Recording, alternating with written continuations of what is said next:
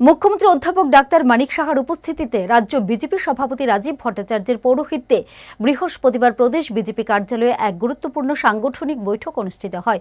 বৈঠকে মুখ্যমন্ত্রী রাজ্য সভাপতি ছাড়াও উপস্থিত ছিলেন রাজ্য মন্ত্রিসভার সদস্য রতনলাল নাথ সহ নবনির্বাচিত জেলা সভাপতিরা। আজকের এই বৈঠক থেকে পরবর্তী সাংগঠনিক কার্যক্রম ঠিক করা হবে, পাশাপাশি কিছুদিনের মধ্যে রাজ্য সভাপতির নাম ঘোষণা হতে পারে বলে জানান রাজ্য বিজেপি মুখপাত্র সুব্রত চক্রবর্তী।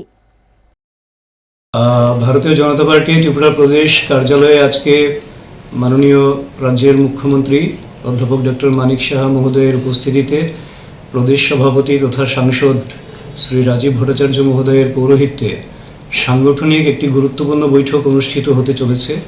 আপনারা অবগত আছেন, আমাদের ত্রিপুরা প্রদেশের বিভিন্ন জেলা কমিটি নতুন করে পুনর্গঠিত হয়েছে, মানে জেলার সভাপতি নির্বাচিত হয়েছেন যারা, তারাও আজকে বৈঠকে সামিল রয়েছেন এবং মন্ত্রী সহ অন্যান্য বিভিন্ন জেলার যারা সভাপতি তারা অফিস বেয়ারার, তাদেরকে নিয়ে একটি গুরুত্বপূর্ণ সাংগঠনিক বৈঠক এবং সেই বৈঠকে আগামী দিনের কার্যক্রম কিছু গুরুত্বপূর্ণ বিষয় নিয়ে আলোচনা হবে।